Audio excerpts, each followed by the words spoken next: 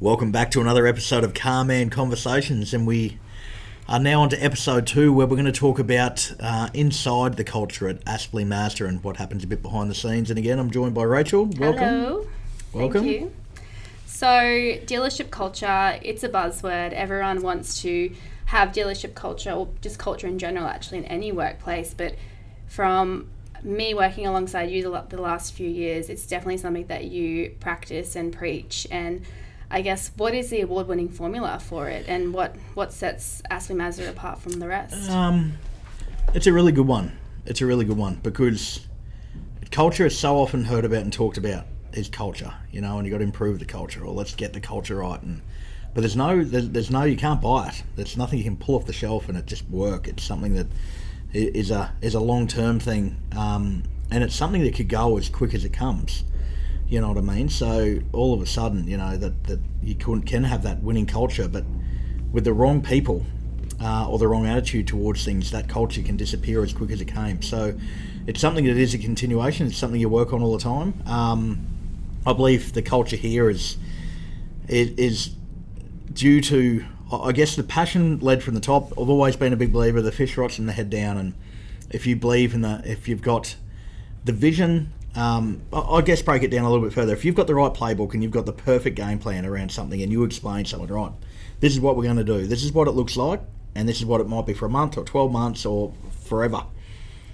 But we're going to have a really, really solid game plan, and it's going to be real basic so everyone understands it, and we'll only speculate on that when we're in the right position.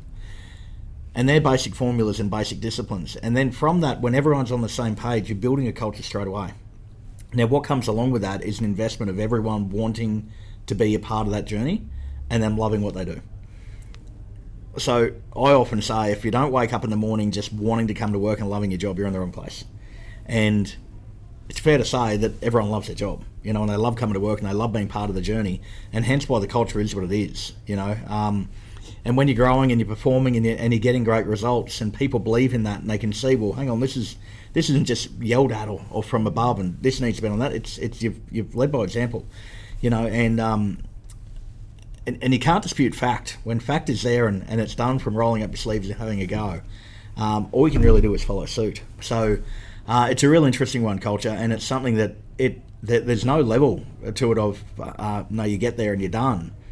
It continually grows, and becomes deeper and becomes something that's an imperative part of the dealership. And for me now, culture obviously is everything. So, I'm proud of it. But again, it's not something that just that you get or get delivered in the post. It's something that you work really hard for, and it's an ongoing commitment. Yeah, definitely. So I guess you're leading from the front and setting an example from the team. What is it that you do differently to other dealerships, other workplaces, to really drive that culture? I guess I need to have a different brand or a model to everyone else. And like I said in episode 1, you all have the same dealership. Like, you're all selling the same product. There's nothing different, and you're not buying them any cheaper.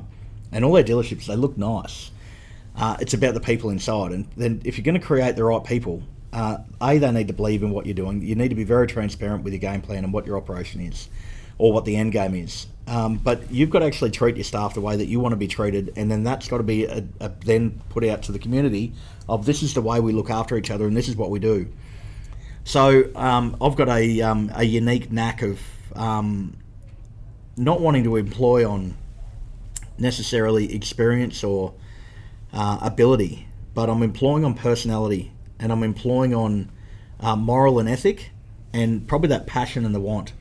And you can see that. And then I guess after a long time in the industry, you can read people pretty well, and you can pick up on the ones straight away that are on the journey. They may not be the best one picked. You might interview 15 or 16 people, and they may not be the smartest, and they might be the quickest or the sharpest tool. But there's something in those people that you can see that are going to be very, very loyal to the brand. They're going to be very, very loyal to the mantra, and they're going to be loyal to your vision. And that's a buy-in straight away, and from that you can build on. So that's something that we've created a long time ago, and I guess that derives a long way back from when I first started in the dealership. It wasn't like that. you know, and I always thought back then, like, wow, like I knew no better. And I'm thinking, this is rough. You know, you got to have the guard up all the time. Like, this is pretty tough, you know, and there's not a lot of love, there's not a lot of support, there's not a lot of, hang on, well, there's guidance here. It's just you're in there and you do your job, and if you don't, you braid it. And I always thought if I ever get that opportunity that I'll do that completely different. And the way I want to run is something that I believe in, that I'm going to get the benefit and the throughput from everyone. And to me, my analogy from has always been back to rugby league. I've got a big passion for rugby league, and the dealerships run that way. You know, we do everything as a team. You need to have a really solid defensive line. You can't have gaps in your defensive line. You all need to be committed to that, and you need to be committed to your defensive pattern. And from attack, you know, you can't attack and score a try on play one or play two. You know, you've got to put yourself in the right position on the field before you can actually to speculate. And to speculate, you need good execution. And the execution is something that you coach and you train and you train and you train over and over. Very repetitious. But again, it creates a really good result and creates a really good discipline. So you put all these things together, you add your personality, you add your youth, you add the game plan, and I guess the analogy of putting it back to a sport and mine being rugby league, that's the result we've come. So it's very unique, and a lot of people will sit in here for the first time when they start and go, wow, this is different. I've never experienced anything like this. And it's not something it's a bad wow, it's an exciting wow. This is great. I want to be part of this, you know. And the other thing that I encourage people to do is that I want them to be themselves. So I don't want them to be any different. When they get out of their car in the morning, I want that person, that person like they are at home, like they are on a Sunday, I want them there all day, because that's real. And what our customers deserve and what fellow staff members deserve is real people, you know, not a facade or a professional cloak put on to be someone they're not. Yeah, great. I love that you're using your real life experience to sort of use that to train the team and through your NRL analogies. I'm sure they're very interesting. I've heard a few myself. They're always good to listen to, and hopefully we'll hear one later in the season.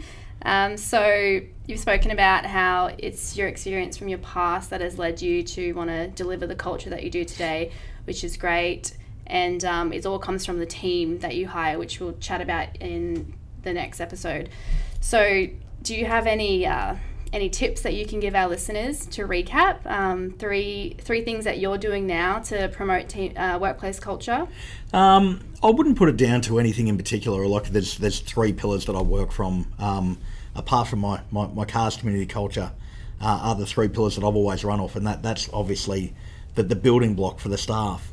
But the tips, and I don't know, again, it's hard to put into words or to describe how you get what you get, but we often, and it doesn't matter what it is, and this is probably the best bit of the advice I could give is, it's not about the cars. So we've got to forget about the cars. I know we're in a car dealership, we've got to forget about the cars, and you can't make it about dealership land. It's got to be about real life, because what we do here is what we do at home, and what we do here is what we do on a weekend. And the way we behave is the way we behave every day of the week. And we've got to be mindful of that. And in today's day and age, it's a connection between that, and also on social media platforms and so on. You're an extension of what you are. So you can't be these 3 or 4 multiple different people, can you? You know, you're one person. So what I always say to the staff is, don't overcomplicate the simplest of things. What we do is very, very simple.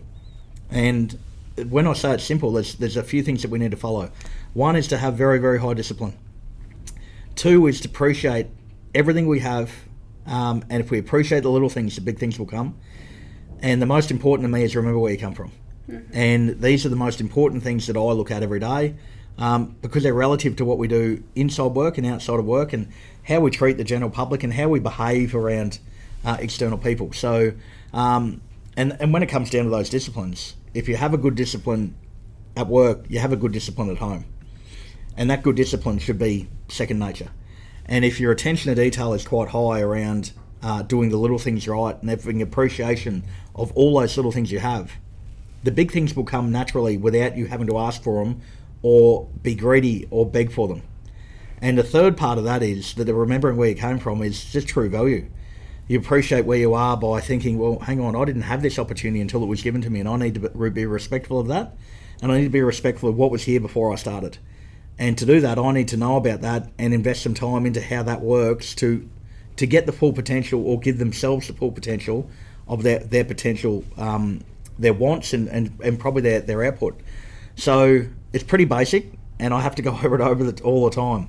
Don't overcomplicate the most simplest of things. And again, it's just about being good people, isn't it? Thank you for those tips, Luke. They were great. I guess it is all about the people, and from what I'm hearing from you, it's about having one vision and working towards one vision, so you're all in the same playing field and going for it. Yeah, bang on. And I like your analogy, being on the same field. You're good. You're catching on. I've learned from the best. But you often hear about this, and like I don't know. I meet daily with a lot of my staff in different times of the day, and I go over the same things a lot of the time. But I'd suggest that 90% of what I talk about is external to what we do here, to make it relevant to how simple it is.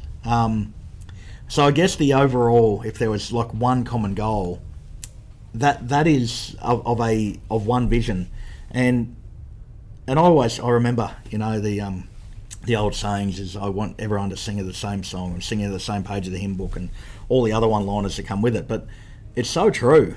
And I know that saying's been around forever, and all those sayings have been around forever, but what we do has been around forever, and it's very, very simple. So we do have one vision here, and that is very, very high communication, but ultimate in transparency. And that biggest transparency is creating the ultimate customer experience. And at the end of the day, all these little pillars all funnel up to one thing. And that one funnel thing is delivering the ultimate customer experience.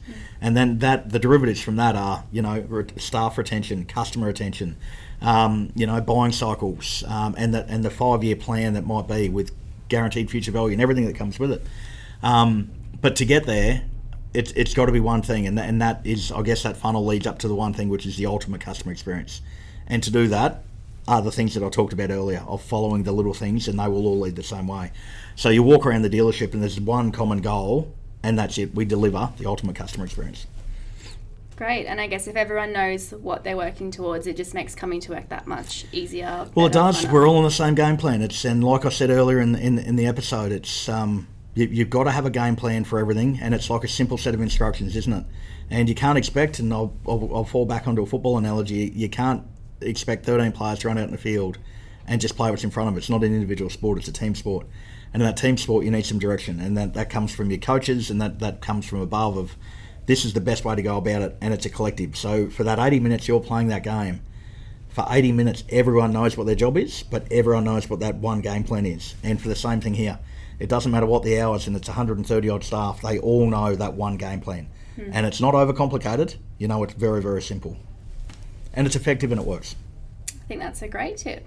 Thank you. No worries. Thanks for joining us for part 1 of the Winning Playbook. And next week we drop the next episode, which is part 2, which is plenty more exciting things. And if you want to stay on that journey, follow the links in the description below.